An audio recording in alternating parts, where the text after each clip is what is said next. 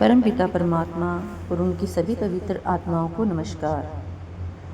जो होमे के दायरे में आ गया वह दुख के दायरे में आ गया। जिसने नाम को नहीं छोड़ा, द्वैत में नहीं आया, वह दुख के देश में नहीं आया। जैसे हमारी सरहद है तो लकीर ही, इस तरफ पैर रखें तो अपना देश है, उस तरफ पैर रखें तो पराया देश। इस तरफ सुख ही सुख है, उस तरफ दुख ही दुख है। अगर यह नाम के साथ प्रेम करेगा तो उसमें ठहर सकेगा, नहीं तो आत्मा मन के दायरे में उतरी और दुख के देश में आ गई। आँखों से ऊपर नाम मार्ग है, आँखों से नीचे मन मार्ग है। ऊपर सुख का देश है, नीचे दुख का। अब लोग पापों की मैल को उतारने का क्या यत्न करते हैं। अगर मनुष्य पंडितों के वश में आ गया तो उन्होंने किसी जाप में लगा दिया या तीर्थों की ओर भेज दिया कि जाओ तीर्थों में स्नान करो। लेकिन पानी पापों की मैल को नहीं उतार सकता, वह सिर्फ शरीर की मैल को दूर कर सकता है। पापों की मैल नाम के द्वारा उतरेगी।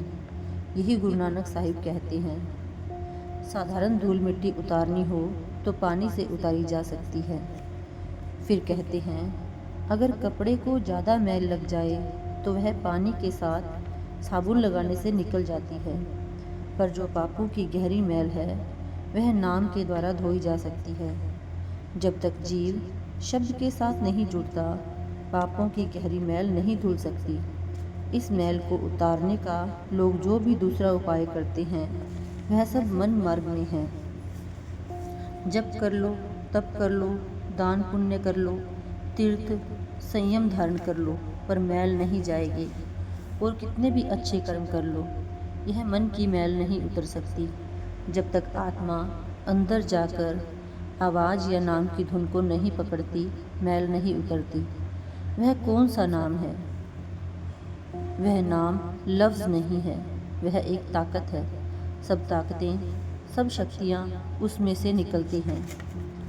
गुरु साहिब कहते हैं कि इन बाहरी उपायों से मैल उतरनी तो दूर रही और बढ़ती जाती है। अगर मनुष्य पाठ करता रहा तो भी ख्याल बाहर का बाहर ही रहा। अगर तीर्थों में गया तो भी मन बाहर का बाहर ही रहा। इस प्रकार ये जितने भी उपाय या नियम हैं सब बाहर रखने वाले ही हैं। दान पुण्य किया, उसका फल भोगने के लिए फिर से संसार में आना पड़ा। दान पुण्य बुरा नहीं है, यह मन का साधन है, मगर इसमें मुक्ति नहीं है। सो गुरु साहिब कहते हैं कि इंसान जितना बाहर जाता है उतनी ज़्यादा मैल इकट्ठी कर लेता है। जितना वह अंदर चढ़ता जाता है मैल उतरती जाती है। जब टखनों तक आया, यानी जब टखनों तक शरीर सुन्न हो गया तो थोड़ी मैल उतर गई। घुटनों तक आया, थोड़ी मैल और उतर गई। जब कंधों तक आया तो और अधिक मैल उतर गई। आँखों तक आया तो अंदर नाम के साथ जुड़ गया, सारी मैल उतर गई। गुरु साहिब कहते हैं कि मेरे कथन को यूं ही स्वीकार ना करो, बल्कि जो लोग कहते हैं कि पढ़ने से पाप उतरते हैं उनसे जाकर पूछो, क्या तुम्हारी मैल उतरी, मुक्ति हुई? अनुभव यही बताते हैं कि पढ़ने में मुक्ति नहीं है।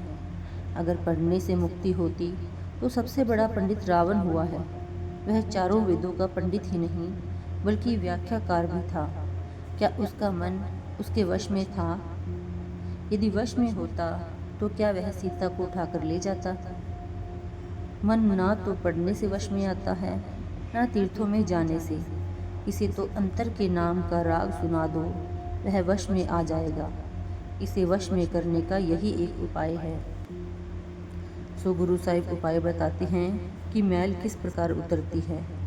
आप कहते हैं कि भले लोगों, अगर बड़े भाग्य से मनुष्य जन्म मिल गया है और इच्छा है मैल उतारने की, सुख के देश पहुंचने की, तो पूरे गुरु के पास जाओ।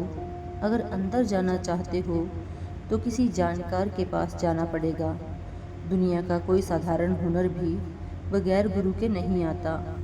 अगर डॉक्टर बनना चाहते हो तो डॉक्टरों के पास जाना पड़ेगा, उनकी संगति करनी पड़ेगी। अगर खेती करनी है तो किसानों की संगति करनी पड़ेगी। हल चलाना, खेती करनी सीखनी पड़ेगी। इसी प्रकार अगर नाम की जरूरत है तो पूरे गुरु की संगति करो और उनके आदेश पर चलो। कई लोगों ने जप पर जोर दे रखा है। कोई राम राम कहता है, कोई अल्लाह अल्लाह कहता है, कोई कुछ पुकारता है और कोई कुछ। गुरु साहिब कहते हैं कि ये सब समय बर्बाद कर रहे हैं, बाहर ही बाहर बैठे हैं, भ्रमों में भूले हुए हैं। इस तरह मन की मैल नहीं उतरती। मन का विषय चल रहा है, अब उसकी और व्याख्या कर रहे हैं। गुरु साहिब कहते हैं, जब तक मन मैला है तब तक परमात्मा का प्रेम किस तरह आ सकता है। ये दोनों चीज़ें एक ही स्थान पर नहीं समा सकती। या तो परमात्मा का प्यार है या दुनिया का प्यार है। दिल तो एक ही है। अगर परमात्मा का प्यार है तो दुनिया नहीं है, अगर दुनिया है तो परमात्मा का प्यार नहीं है।